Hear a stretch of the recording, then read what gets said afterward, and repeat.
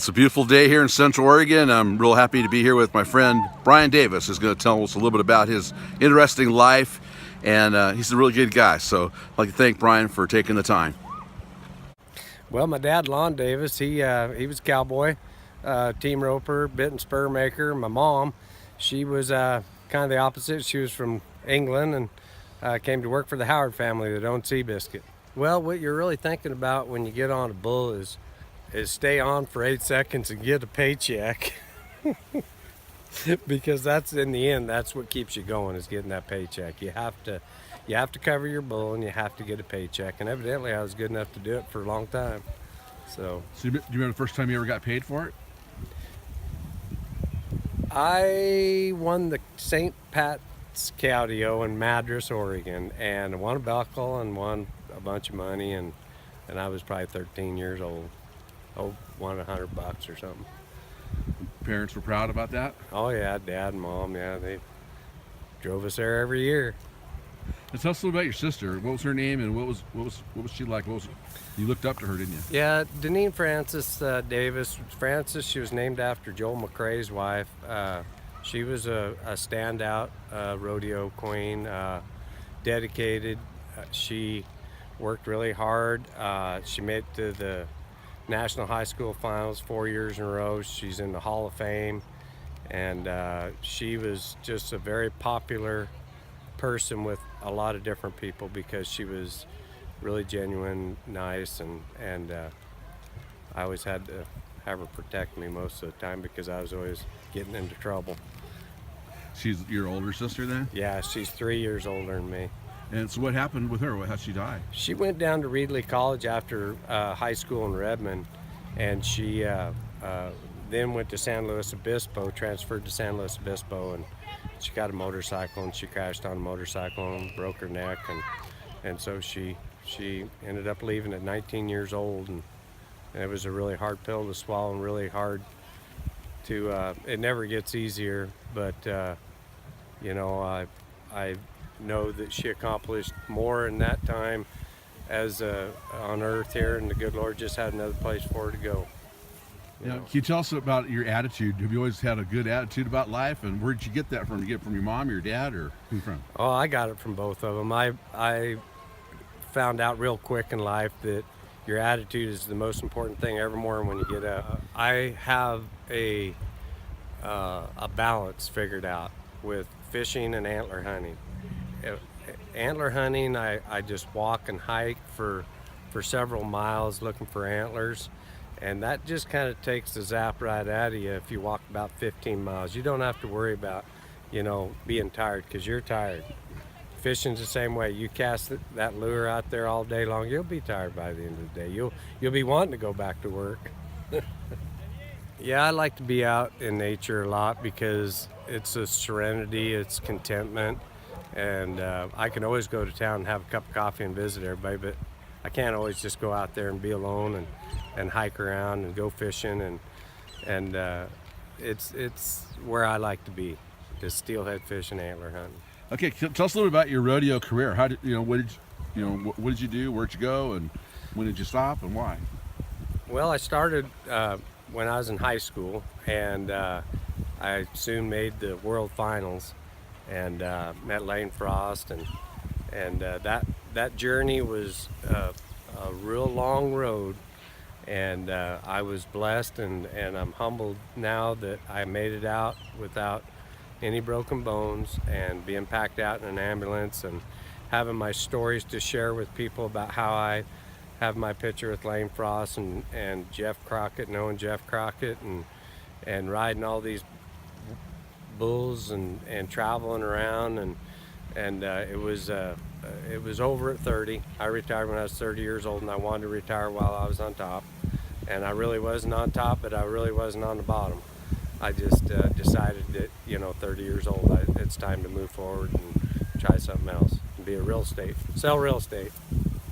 What was your secret to success being on a bull? What were you thinking, or what were you thinking when you get on the bull, and your self-talk, and what was your secrets? Well, I always had it in my mind that if I always kept my chin tucked and I had my chest out, my arm up, basically I was going to get anything rode that I wanted to get rode. And some days I didn't feel so good. Some days I felt great.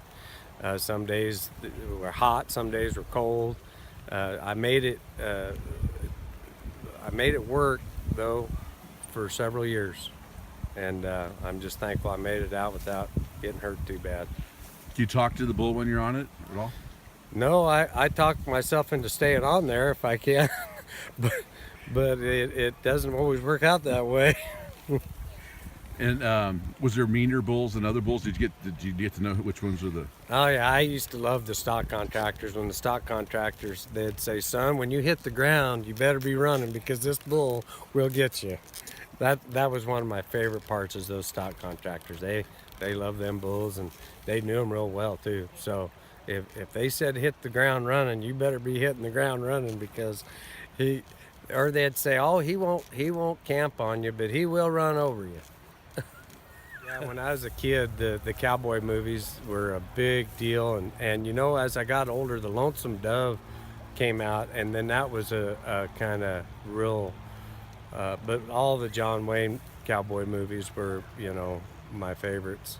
It has a lot to do with integrity. It has a lot to do with being sincere, genuine, honest. I mean, bull don't really care if you had a bad day or not. He's gonna buck the way he wants to buck, and you're just gonna have to have that cowboy up mentality. And so the cowboy ethics are not looked at as much as they should be, but the integrity's there. How about, did you get along with the other cowboys much? Or are you guys buddies, or was it competitive? It was competitive, but in the big picture is everybody helped everybody. You know, if you were broke and you need to borrow $50, a guy that you were competing against would help you. So there was no, it was more like a family. People, it depended, you know, on a lot of how true you were to the sport of rodeo, and you're a family of people, so it worked out real well. You build like a reputation. Yeah, I started a reputation real quick. If somebody's gonna say, "Who's Brian Davis?" what do you think they'd say? Yeah, they'd say he's learning slow but sure. He's not doing too bad now. Tell us about antlers. Why you do antlers and how you got into that. Antler picking, antler hunting, antlers. I'm nuts about looking for antlers. It replaced rodeoing. Rodeoing was such a thrill. I had to find another thrill, and looking for them antlers is the replacement. So I will walk miles and miles and miles to find them antlers, and I hope I can do it for plenty more years. But I'm 52 years old, and it's getting tougher. So, what, people buy the antlers? That's how it works? Yeah, people buy the antlers. I have a friend that makes antler chandeliers, and I have another buyer that they make things too, and so the market for them is good, and I give them away to people. Sometimes it's just I sell them a lot and give them away and make things out of them myself. Hey Brian, you know, have you ever thought about getting like a regular job? A regular 9-to-5 job? No. Well, I shouldn't say that. If it had some purrs and I don't know. At 52 years old, I'm into real estate right now, so I'm really wanting to do good doing real estate in Redmond, Oregon, Central Oregon, and ranches. I feel if I sell a few big ranches, I'll be all right. Freedom for me is probably the biggest part of my life. I would have to say every morning I get up, having freedom to go to the river and go swimming, to go fishing, to go antler hunting, to go sell something, to motivate myself to go do something is freedom. You have the freedom to go get a 9-to-5 job. You have freedom to be independent. Freedom comes with a price, though.